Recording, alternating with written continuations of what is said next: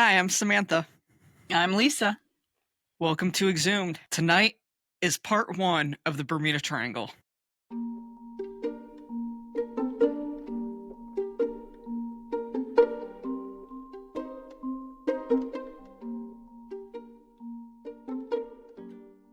This is our third time trying to record this shit because of microphone problems. So what do you remember about the Bermuda Triangle? I remember all kinds of stuff you told me. Oh, God, I don't even know.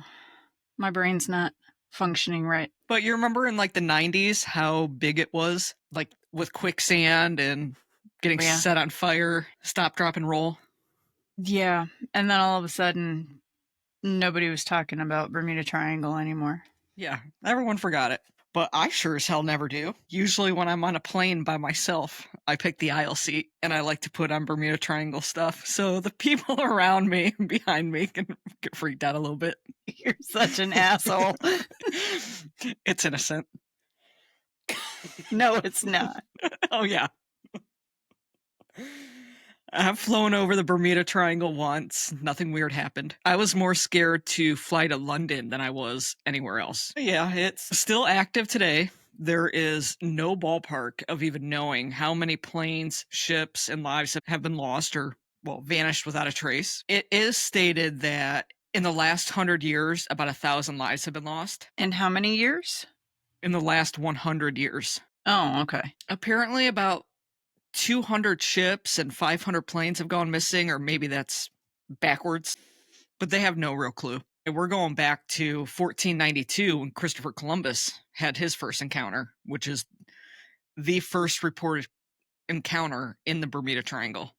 Mm-hmm. What I heard about it is, I guess, complete bullshit. I saw it on a documentary, but they weren't talking about like the movie that came out that you had me watch, The Triangle. It was back before that. They were talking about how Christopher Columbus went through a wall of fog and came out the other side and almost hit like a steel freighter ship that wasn't even supposed to exist back then. Yeah, the only thing that I know that from is The Triangle. It's a mini-series.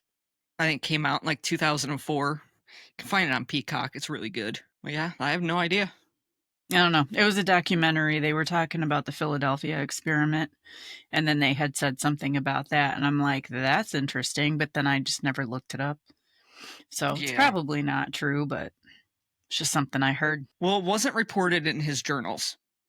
Okay. So on October 11th, 1492, Christopher Columbus and his sailors are the first earliest accounts of the myth of Bermuda Triangle. Christopher Columbus was on the Santa Maria with his sister ships accompanying him, the Pinta and the Nina. I've heard of those. The Santa Maria, the ship was surrounded and stuck in seaweed for 3 days. The sailors recognized seaweed as a sign of shallow waters, which they'd be getting closer to land. When they got stuck, they were scared of being totally stuck by seaweed and even being drugged down to the ocean floor. Columbus wrote in his journals, the windless calm that they endured in the Sargasso Sea couldn't even prevent them from returning to Spain. Such fears became enchanted in the Sargasso Sea because of Christopher Columbus's lore. Columbus also reported seeing large flame of fire crash in the sea one night. He also reported seeing strange lights in the distance in a few weeks after the fire. It could have been a meteor, could have been aliens. My vote is aliens. And he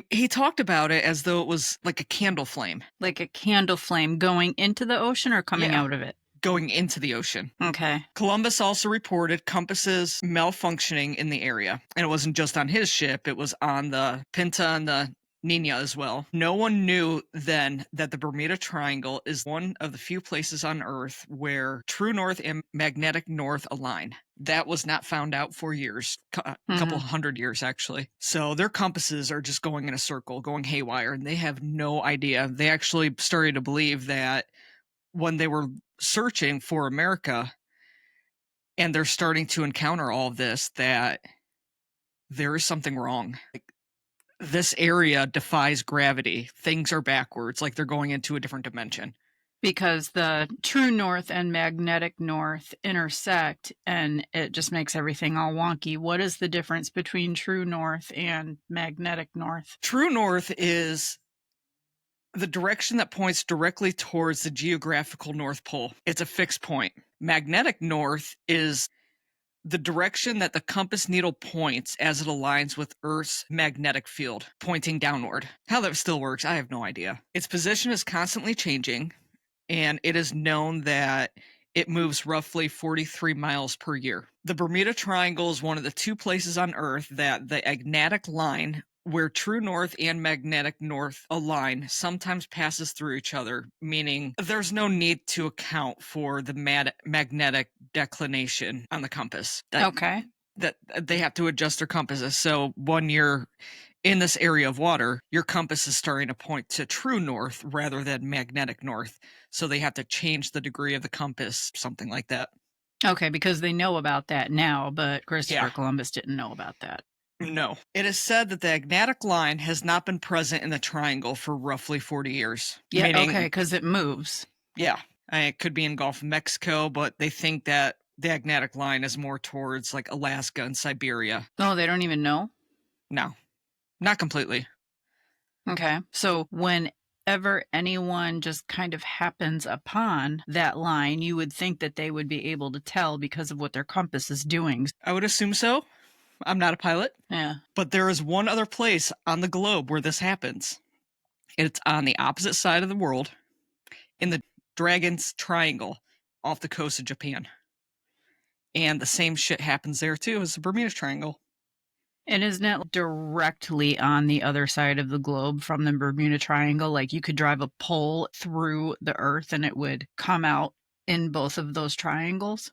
I think so. That's interesting. I could be wrong. So just remember the true north versus magnetic north, because that's going to come up a couple of times. So we've got the USS Cyclops in 1918. This incident results in the single largest loss of life in the history of the U.S. Navy that is not related to combat. And the Navy still has no idea what happened to the ship. There were 309 crew members, and it was during World War I. After departing from Rio de Janeiro on March 4th, 1918, it was heading to Boston or Norfolk, Virginia, and it was supposed to be there by March 13th. I'm trying to think of which one this is. And, you'll tell me, but we've done this episode a couple of times. So I'm trying to see how much I've learned. I cannot remember how big this ship was. I want to say it was 500 feet. And it was the largest ship at that time. I mean, kind of like how Titanic was the largest ship at that time. Yeah. It was carrying 11,000 tons of manganese ore. I knew it. I was right.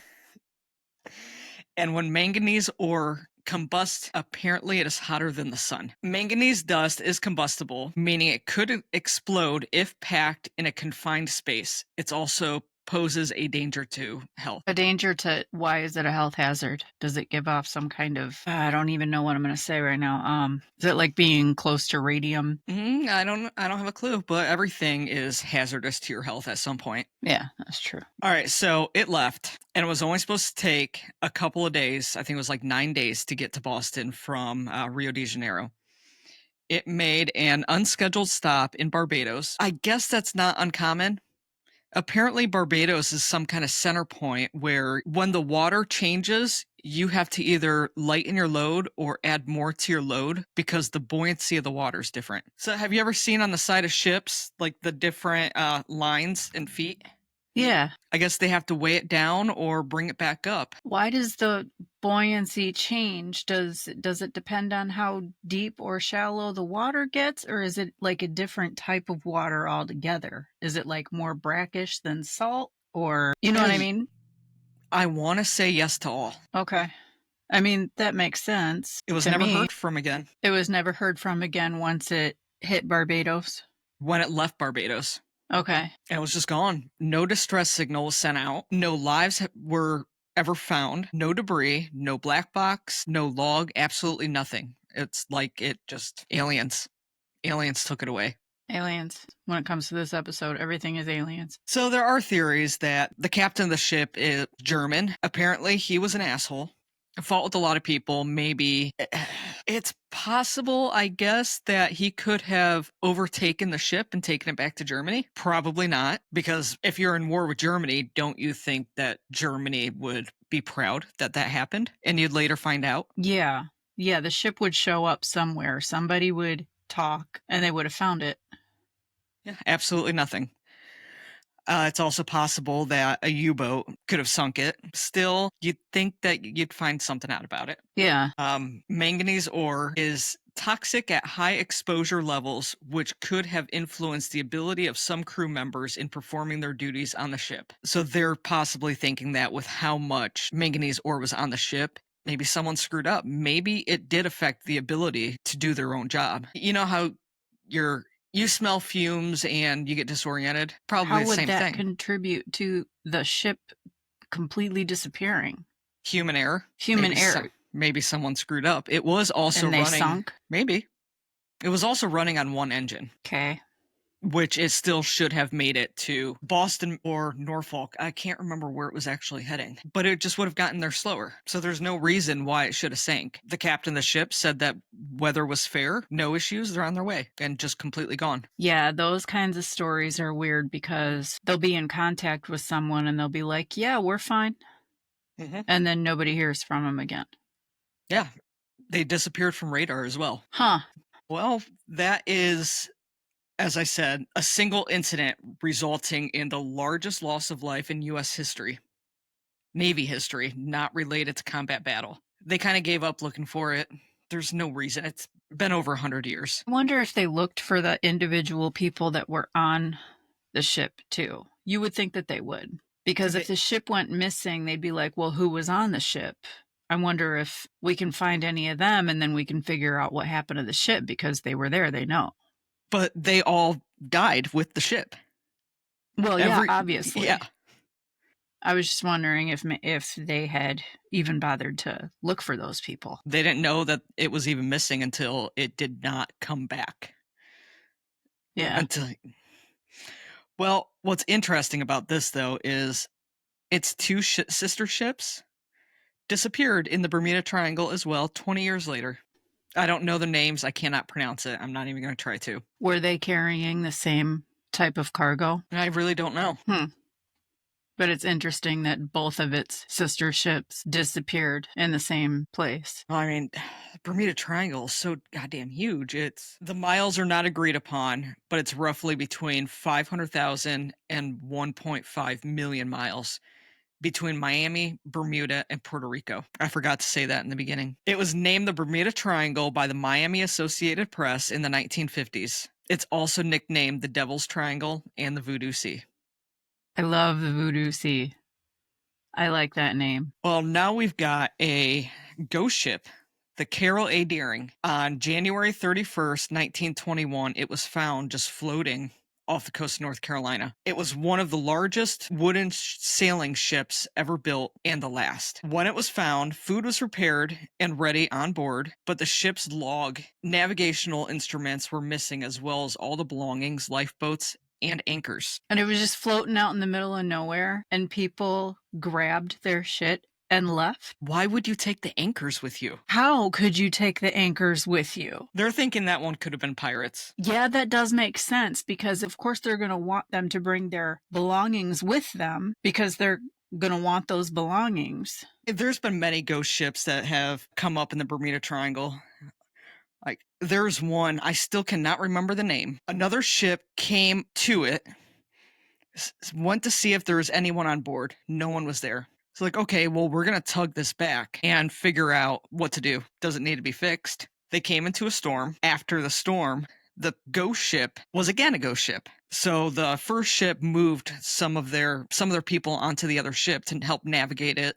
Yeah. They ended up coming up missing as well. So, okay, if it was pirates the first time, I wonder if there was something about the ship that pirates liked. You know what I mean? Like, they didn't take the ship, but maybe it was different pirates that time. And there was just something about that ship that told pirates, we need to rob that ship because it's probably got valuables on it. It could be. I don't even remember when that was, but I know it was off the coast of North Carolina. That's crazy. I guess the coast of North Carolina is known for ghost ships or a graveyard of ships. Is that where, you know that show Cooper's Treasure? Is that where he's looking? Is the ship graveyard? I don't know. Can't remember. I haven't watched that show in a while. Is that the guy with Gates? The archaeologist Gates? Or is I this don't something know. different? I can't remember. He flies overhead, and like with his sonar, he can find ships underwater. I've probably seen a couple of episodes. It sounds familiar, but I don't remember. Yeah, I don't know where it is. Well, the next one we have is called the Witchcraft. This is known to be one of the most eeriest stories in the Bermuda Triangle. On December 22nd, 1967, a 23-foot yacht just went missing without a trace. So 2 guys went out on the yacht and decided that they were going to look at Miami, the Christmas lights. They wanted to see the shore of all the Christmas lights and everything. That's cool. They only went about a mile out. I would want to see that. That would be pretty from the water. Yeah. Well, apparently they hit something and the engine stopped working. They sent a distress call and requested a tow back to the port, although they did emphasize that the situation was not an emergency. And it was supposed to be considered a kind of an unsinkable ship or boat. It's 23 foot. I don't know how Titanic was all supposed to be unsinkable. Maybe it's just the way that it was built. They knew all along that it was sinkable. Yeah. Well, That was just a gimmick. the Coast Guard requested a flare to be shot up to find their location easier. 19 minutes later, the Coast Guard arrived. No one was found. Nothing was found. No debris, no boat, no people, no one swimming. Did they shoot the flare? Yes. And 19 minutes later, they were just gone. Weird. And that wasn't that long ago either, 1967. Mhm. You kind of want to blame technology on different things, but you're a mile out from shore. If something happens, you know that the Coast Guard is on their way. Jump off. Yeah, you could probably swim back. And it's not supposed to be in that deep of waters. We have theories about that one, though, don't we? Aliens. Well, of course. That's really the only real explanation, unless they got it working again, got the boat back to shore and never reported anything. But if you're sending the Coast Guard out to your location, you think you're going to be fined big time for that. Well, yeah. What the hell, guys? Why didn't you tell me you came back? Yeah. I mean, aliens is the first thing I always go to, but Apparently, between 1949 and 1950, a dozen planes went missing without a trace. No one was ever found. No wreckage, no black box, no distress call. Between 1959 and 1960, apparently the triangle was the most active then. That's when the most amount of shit went missing. Apparently, it was a busy year. yeah, I wonder why. I want to think that things just stopped getting reported after a while. Or at least reported to the media, made public knowledge. Yeah, but if you think about how much social media is out there now, how many TikToks you watch about the weirdest shit going on in the world, and you're not hearing about anyone being lost in the Bermuda Triangle. I'm not. No, not anymore. And you would think if that was still happening now, you would hear about it all the time because of social media. Maybe it's overplayed. Yeah, Maybe they're talking people about other forgot. stuff now. Maybe people forgot. We're in a new generation that they're now exploring 80s and 90s music, and they don't even know who the Beatles are. Yeah. So yeah, they're just moving on from Bermuda Triangle and talking about all kinds of other crazy stuff. Who knows? It's just weird that we don't hear about it anymore. No, it absolutely is. Now we've got the most famous incident in the Bermuda Triangle. It's called Flight 19, or it's also called the Lost Squadron. This was, again, December. A lot of this shit's happening in December. December 5th, 1945. I think that has to do with weather. Oh, probably. There were 14 men in, what's the plane called? I think it's called B-52 bombers. Avenger torpedo bombers. They were supposed to take a 3-hour flight. It was a training mission, and it's called Flight 19 because that was the 19th training mission to go out that day. The weather was perfect. They were supposed to fly from Fort Lauderdale, east, north, and then back down to Fort Lauderdale. Okay. Like one of them was only supposed to be like 67 miles, supposed to take 3 hours, easy, no issues whatsoever. They did the pre-trip on all the planes. They did not show any issue. They had full tanks of fuel, and it was supposed to be 5 hours worth of fuel. They were missing all of their clocks, though. All their 24-hour clocks were missing from the 5 planes. Why? I didn't know before, but I found out It was something new, and other pilots got jealous and just wanted to take them for their own planes. What the But they all had their military-issued wristwatches, so it wouldn't have been a big deal. It was a new technology, 24-hour clock to have in the plane. They were excited, like, look at my cool new toy, and people just jack them out of the other planes, wanting it for themselves. How weird and disorienting would it be to be in a plane like in the clouds and not be able to know what time it is? They had their military-issued wristwatch. Well, yeah, but I mean, what if you weren't wearing your watch? What if somebody forgot to put their watch on? Yeah, that's true. So we've got Captain Charles Taylor. He was the flight leader. He was very experienced. He's flown the route before. He had over 2,500 hours of flying, and 600 of the hours were in the plane that he was in the flight for that day. That day, he did not want to fly. He begged. He tried to figure out every way he can get out of it. He had a bad feeling. But I guess there was supposed to be 2 training leaders on that flight, and there was only 1. So he was trying to get out of it too because they only had 1 training leader. They made their first trip fine. They dropped the bombs, did the turns. They were on good time, making schedule, and they were starting to head back, and they got completely lost. One person even reported that he's looking down and sees islands, but the islands don't look familiar, and the water looks different. How can the water look different? It was supposed to be a clear day. Maybe the water had more rapids, more waves. He said the water looked white. All right, so this entire flight is supposed to be on dead reckoning. Do you know what that is? No. They're supposed to be able to figure out how to navigate to one point with the mileage of the wind, the distance, and how fast they're going. Their whole purpose was to be able to look down and figure out the landmarks. Okay. And I wrote it down. Their flight was called Navigational Problem Number 1. Navigational problem number 1. That's what they named the flight because they were supposed to be looking at dead reckoning. So if they have navigational problems, they have to go to dead reckoning. That was the entire purpose of the flight.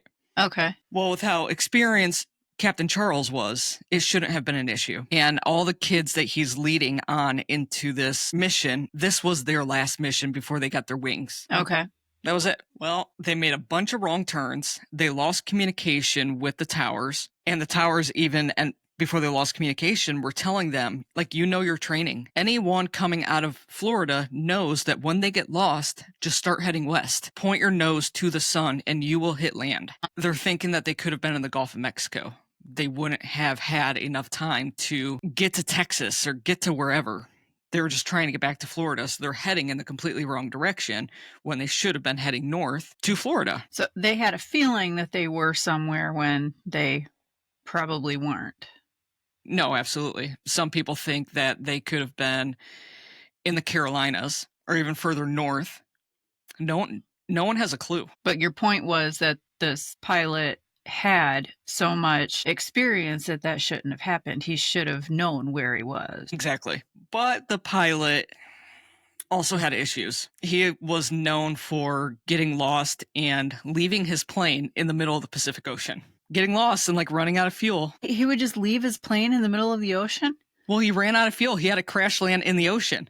And then what? Just like take a raft and go to shore? Get rescued something. I have no idea. But that happened twice in World War I. No, in the same World War II.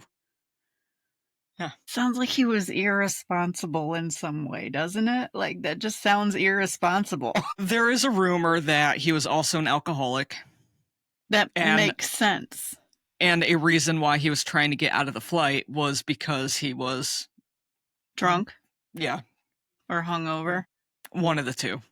But there's no knowledge on that. There's no proof, nothing. Well, the last radio transmission that went out was Taylor telling his squadron of the other 4 planes, including his own, that to get close tight, when the first plane gets below 10 gallons of fuel, then they all crash land together. That was it. So that when people came out looking for them, they would find all of them at once. They would all be in the same spot. Everyone went looking for them. The entire coast of Florida even was lit up so they can hope to be able to help them find their way back. Nothing. They believe that they could have been in the Everglades, and when he crash landed into the Everglades, It's too marshy. You're just going to sink. You sink, and then you probably can't excavate it either. It's nationally protected, National Wildlife and Preserve. And yeah, you can't excavate it. So yeah, if you want a plane to disappear, crash land it in the Everglades, and nobody will ever see it again. That part of the Bermuda Triangle around Florida is known for being a graveyard of that exact type of plane. The Navy used it as a dumping ground for the retired planes. And they think that they've found a couple of Flight 19, but the serial numbers don't match. They pull a plane up and, oh shit, nope, sorry. They sent 2 BPM Mariners, 13 men each. One exploded about a half hour after it took off. How? It's known as the flying gas tank, and it held enough fuel to be able to fly for, I think, 10 to 12 hours. Like, that's a lot of damn fuel. And it's known to leak, and it probably leaked too much fuel and blew up. Why would they have sent that one out? Let's send a janky-ass plane out. They were all known for that. It was all mechanical failure. It was all of that type of plane was known for that. Okay. The rescue planes. What happened to the other ones? Only 2 were sent out, so I've heard 2 different stories. They brought, after the first one blew up, they brought the second one back that they sent out. It's like, no, we are not losing these many planes and this amount of lives in one night. The weather is getting worse. We have to pick up in 2 days. And then I've heard another account where they both blew up. I don't know which is true, but I did find something interesting today. What was his name? Alan Kostner. He is the only survivor of Flight 19. I didn't know there were any survivors. He just didn't go out. He had enough hours for that month that he just decided, I don't feel like it. I don't have to. He was part of it, but he didn't go. Yeah. Okay. I think he passed away in 2022. Okay. Did he have any information to help in any way? Well, I don't know much about that. Apparently he's done a lot of different interviews. I think it was too tragic. Maybe survival's guilt as well. Maybe, yeah. I'm really not sure, but you can look up his obituary. There's actually a little excerpt of he was one of the people who was supposed to be on Flight 19. Wow. He had a bad feeling, and there's some kind of rumor that he had a premonition the night before that there was going to be a tragedy. Oh. But there's no proof of that. Okay. They do believe that it could have been aliens, naturally. And what's his name? Close Encounters. Steven Spielberg made Close Encounters of the Third Kind and put in, I think it's in the beginning of the movie, where they find 5 planes in a desert in Mexico, the Sonora Desert, and it was Flight 19. They looked at all the serial numbers, they all matched, and they were trying to show that aliens actually took them. Yeah. And Steven Spielberg in that movie was the first one to actually think it could have been aliens. Or to voice it, at least. Oh, cool. I didn't know that. I didn't either. I like little facts like that. The last survivor associated with Flight 19 passed away in, I believe, 2024. He was a radio operator named Jim Plummer. So he listened to a lot of different things that were going on at that time with the radio transmissions. Mm. He's from Ohio. Medina, Ohio. I don't know, I thought that was interesting to put in. Yeah. Now we've got invincibility. This one's so weird, but I know where you're going with this one, and I like this story, even though it's pretty bad. Take a sip of my juice box first. Well, in 1943, it's called the Philadelphia Experiment. It was a project that Albert Einstein and Nikola Tesla worked on together, and it was the only project that they worked on together. They were using Einstein's, not relative theory, but not time warp. I'm trying to remember what it was. Like the time-space thing? Yeah, time-space continuum. Okay. This alleged experiment, often associated with the USS Eldridge, claims that the ship was fitted with experimental technology to render it invisible to radar, and that it was either teleported or time traveled during the test. So the ship was the USS Eldridge. The entire idea of it was part of, I think it was Project Rainbow. They were trying to make a ship, whether it's invisible to radar or just invisible altogether. I think it was during the height of the Cold War. maybe? They wanted to be invisible to any threats. Yes. Okay. Well, the creators of the experiment told the government, like, when we test this, no one can be on board. And they didn't give a shit. Like, I need more time. This is not a complete test. We have to postpone. And their boss has stated, no, we're gonna continue on. There's no reason why it should be harm to anyone. As if they know.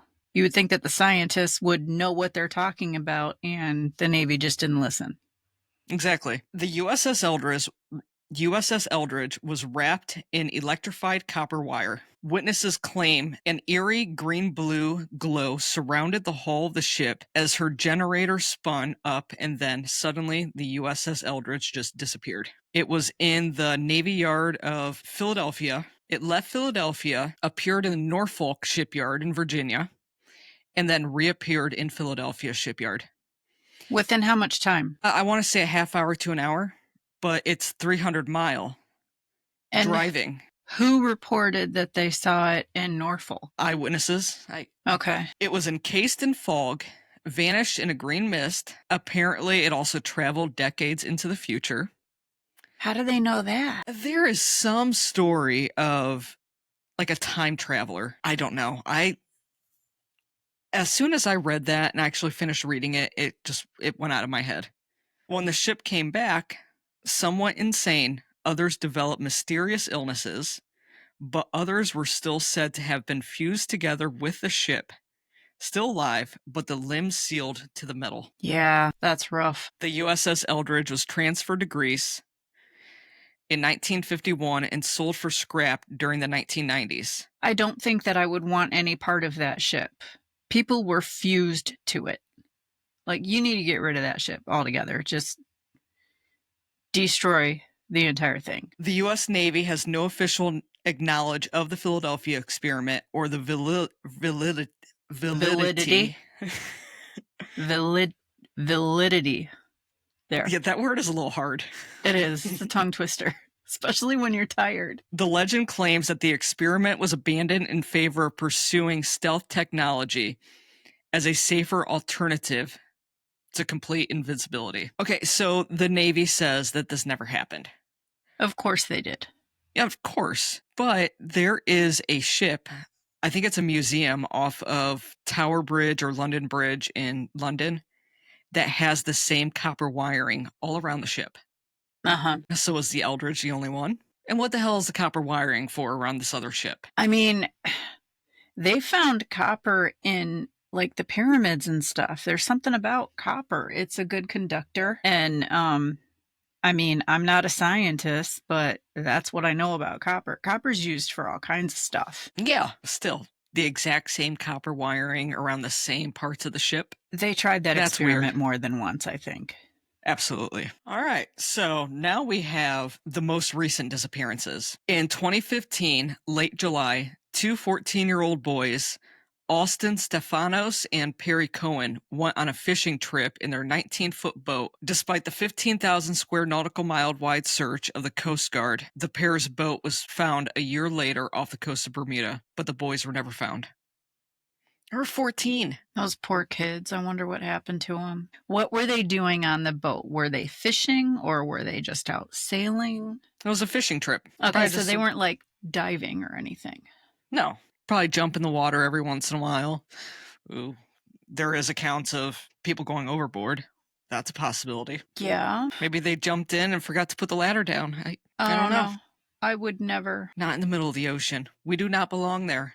No, we do not. 2005, June 20th, a Piper PA-23 disappeared between Treasure Cay Island, Bahamas, and Fort Pierce, Florida. There were 3 people on board. No distress call, absolutely nothing. The whole ship's missing or just the people? Both. Wow. February 23rd, 2017, the Turkish Airlines flight TK-183 was forced to change its direction from Havana, Cuba to Washington Airport after some mechanical and electrical problems occurred over the triangle. Not missing, but it's to be noted that shit can happen, and thankfully they were able to fix it and they diverted the plane. May 15th, 2017, a private MU-2B aircraft was at 24,000 feet when it vanished from radar and radio contact with air traffic controllers in Miami. The plane wreckage was later found. Where was it found? I don't know, but it wasn't that long after it disappeared. They were able to find pieces of the plane. Okay. So it has to be in the vicinity. Like they lost communication with it, it went off radar, and they were able to scope out the rough areas of water where it could be, and they found it. But it was near the Bermuda Triangle or like inside of it. Yes. All right. So to end on a positive note, we're going to go over a couple of things that were actually found. Okay. So not completely disappeared. The SS El Faro was a United States cargo ship built in 1975 by Sun Shipbuilding and Dry Dock Company. On September 29th, 2015, at 8:10 p.m., the El Faro left Jacksonville, Florida for San Juan, Puerto Rico, carrying a cargo of 391 shipping containers, about 294 trailers and cars, and a crew of 33 people. A hurricane was going on. It was Hurricane Jacqueline, I think. When they made the decision to part Jacksonville, the captain, Michael Davidson, questioned whether he should take a certain path or a different one, and he didn't take the right path. He did not have sufficient action to avoid the hurricane. On October 19th, the USNS Apache went looking for it. The search crew identified the vessel on October 31st at an approximate depth of 15,000 feet in an upright position and in one piece. That ship is massive. It's a cargo ship. I mean, gotta think about it. 391 shipping containers, 294 trailers and cars, and a crew of 33. Yeah. It disappeared for how long? No, it didn't disappear. Well, I mean, it disappeared. It was in a hurricane, but they found it. It was September 29th, and they found it on October 31st of the same year. Okay. So it had the distress calls. It did all of the right things, but this is just another Bermuda Triangle thing where something could go horribly wrong, but it didn't. Well, it did, but they were able to find it. Were all the people on board okay? Everyone died. Oh. I shouldn't have laughed at that. It was your reaction. There were no survivors. All right, now we have my favorite one, the SS Cotopaxi. December 1st, 1925, again, December. The SS Cotopaxi, having departed Charleston, South Carolina, 2 days earlier, bound for Havana, Cuba, radioed a distress call reporting that the ship was sinking. She was officially listed as overdue on December 31st, so about a month later. In 1985, an unknown shipwreck was found off of St. Augustine, Florida. In 2020, it was identified as the remains of the SS Cotopaxi. All right, so we've got a ship just floating around for 85 years. Yeah. And then it took another, 40 years for anyone to actually, 35 years? For anyone to actually figure out that it was the Cotopaxi, to identify what the ship was. Okay, I know the ocean is huge. I mean, the ocean takes up more of the earth than land does. But a ship floating around and no one found it? No one came across it? I'm thinking maybe it sunk and the waves pushing it, the currents, maybe it came up after a certain amount of time. That's crazy. But there has been accounts of boats just floating out there for 10 years and no one has ever found it. No one has ever come across it for 10 years. I mean, hell, I think we've only discovered or explored 5% of our oceans. We've been to the moon. We know more about outer space. Hell, we know more about Mars than we do our own ocean. And don't bring up the moon. I'm not gonna say it, but I don't. My beliefs about that. We know more about outer space and freaking Mars. We were able to graph out Mars. We can't graph out our own ocean. I mean, I guess it makes sense, kind of, but you would think that they would start exploring the oceans before space. Well, because the oceans are right here. But with the amount of pressure, you can't. I think it is in the Mariana Trench. I think it's 5 miles down. And at that depth, it's like having 50 semis on your body. You're just going to implode. I mean, yeah.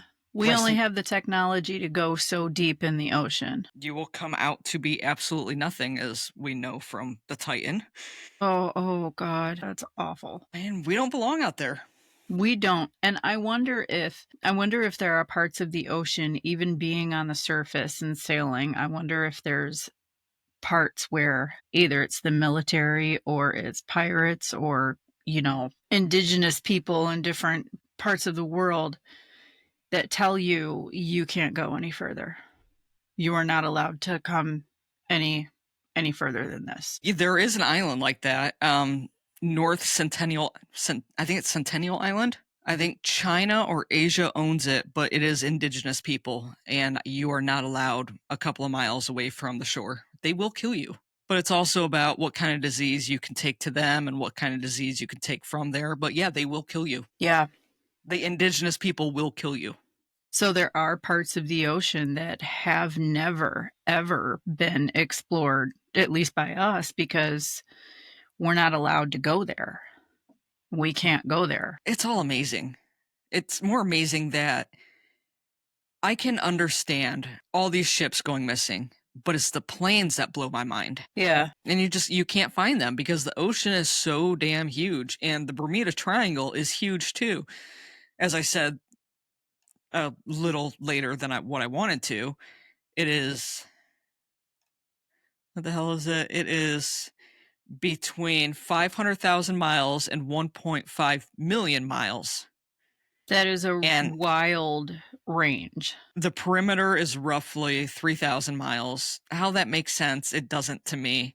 But the interior miles are debated. No one has ever been able to actually figure out what the actual perimeters are, because it could be more of like an octagon than a triangle. Bermuda octagon doesn't sound very good. Well, what are they measuring when they're coming up with these numbers? What exactly are they measuring?